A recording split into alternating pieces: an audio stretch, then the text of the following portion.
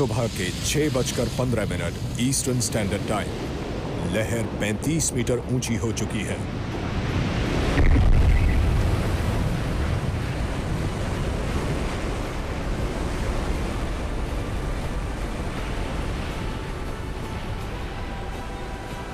अब बाढ़ के पानी की बात कर रहे हैं जो शहर में और कहीं कहीं तो किनारे से 65 किलोमीटर तक अंदर घुस सकता है। और शहर के कुछ इलाके तो ऐसे हैं जहां पानी का स्तर इतना ऊंचा है कि वो इस इमारत की ऊंचाई तक पहुंच सकता है।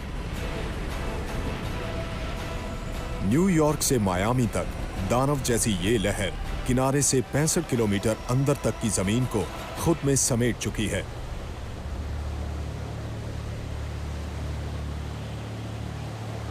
$400 ट्रिलियन का नुकसान। लेकिन अमेरिका के लिए मुसीबतों की असल शुरुआत पानी के उतरने के बाद होगी। सुनामी के नतीजे बेहद भयावह होंगे। उल्टी हुई बेशुमार कारें, ढह चुकी इमारतें और बेशुमार बड़े बड़े ढांचे, ये सब बेहद खतरनाक साबित होगा। बहुत सारे मामलों में पानी को साफ करने वाले संयंत्र और मल निकासी व्यवस्था जमीन की सतह के लिए, मिट्टी के लिए और भी तमाम चीजों के लिए जहरीले साबित होंगे। अगले 100 सालों में लापाल्मा में विस्फोट की संभावना 1000 में 1 की है। इस बार अमेरिका का एक राज्य नहीं, 5 राज्य भी नहीं, बल्कि पूर्वी समुद्र तट से लगा हुआ तमाम इलाका तबाही की चपेट में आ जाएगा। कुल मौतों की अंदाजन तादाद होगी 40 लाख। ये महासुनामी अभी तक रिकॉर्ड की गई किसी भी आम कुदरती तबाही से ज्यादा जाने लेगी।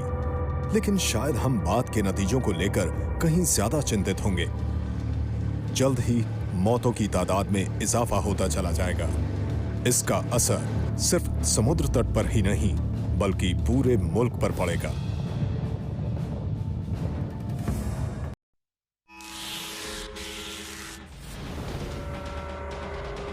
पांचवी और आखिरी तबाही। हमारा पूरा महाद्वीप खतरे में है। मानव सभ्यता का अंत हो जाएगा। बहुत गहराई में येलोस्टोन पार्क के ठीक नीचे आग उगलता हुआ एक दानव जागता है। एक महाज्वालामुखी 13,000 स्क्वायर किलोमीटर से भी ज्यादा का कनेटिकट के आकार का इलाका बेहद गर्म लावे और जहरीली गैसों के खदबदाते हुए तालाब में तब्दील हो जाता है। 40 किलोमीटर ऊंचा राख का बादल सूरज को ढक लेता है।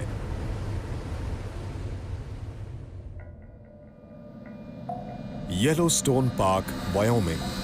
भूगर्भ शास्त्री प्रोफेसर रॉबर्ट स्मिथ पार्क के बीचों बीच मौजूद निष्क्रिय ज्वालामुखी के मुहाने में हो रही हरकतों पर नजर गड़ाए हुए हैं। साइज्मोमीटर सैकड़ों भूकंपों को पकड़ते रहते हैं और वो ये हैं, इसमें नजर आ रहे लाल बिंदु।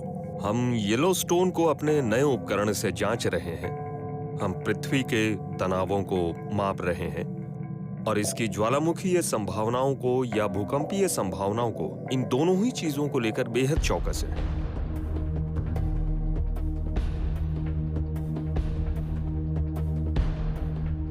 हमने एक 3D तस्वीर बनाई है। हम येलोस्टोन की गर्मी को पैदा करने वाले मैग्मा की रचना, उसके तापमान और उसके भौतिक गुणों के बारे में ज्यादा से ज्यादा जानकारी हासिल करने की कोशिश कर रहे हैं।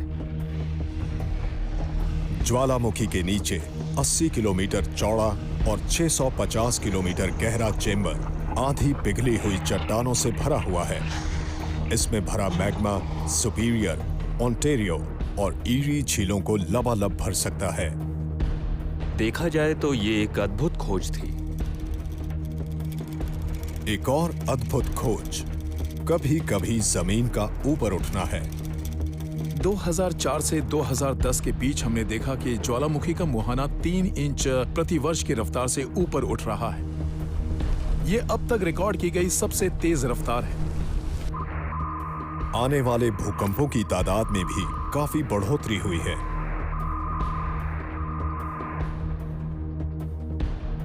2010 के भूकंप ज्वालामुखी के मुहाने के पश्चिमी हिस्से में आए और ये भूकंप जमीन की सतह से नीचे अलग अलग जगहों से पैदा हुए।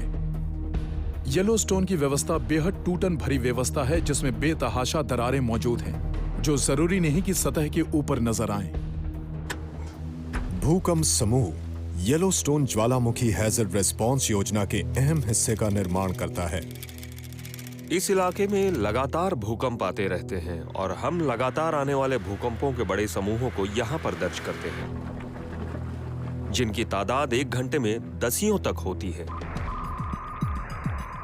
येलोस्टोन में भूकंप के आते ही तमाम आंकड़े सही वक्त पर यूटा विश्वविद्यालय में पहुंच जाते हैं।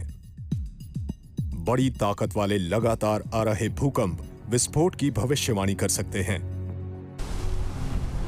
शीघ्र समूह येलोस्टोन ज्वालामुखी हैजर्ड रिस्पॉन्स योजना के अहम हिस्से का निर्माण करता है।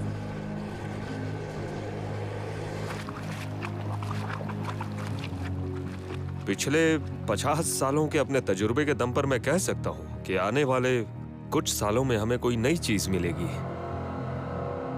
जैसा कि हम जानते हैं, अमेरिका के अंत की शुरुआत कुछ इसी तरह से होगी। येलोस्टोन पार्क में भूकंपों की तादाद धीरे धीरे बढ़ती चली जाएगी।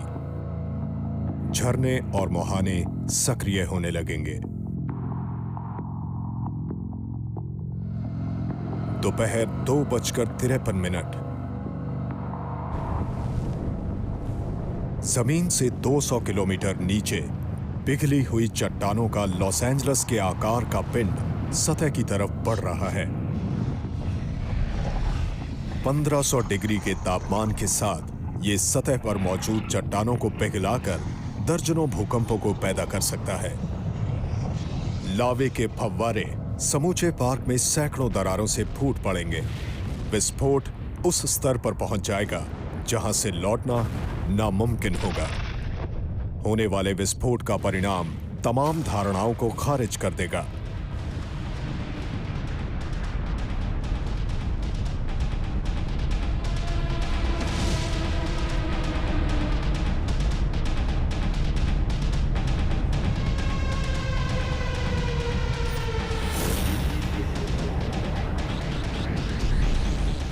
विस्फोट हिरोशिमा पर गिरे बम का 1000 गुना प्रति सेकंड जितना होगा।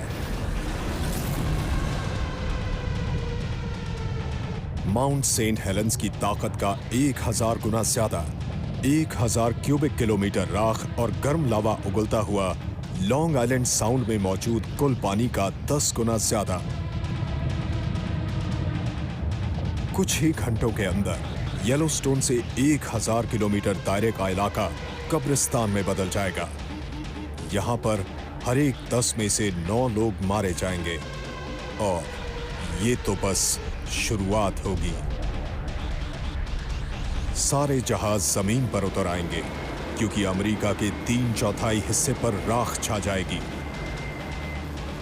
ज्वालामुखी से निकली राख आगे चलकर पूरे महाद्वीप में फेफड़ों को जानलेवा नुकसान पहुंचाएगी।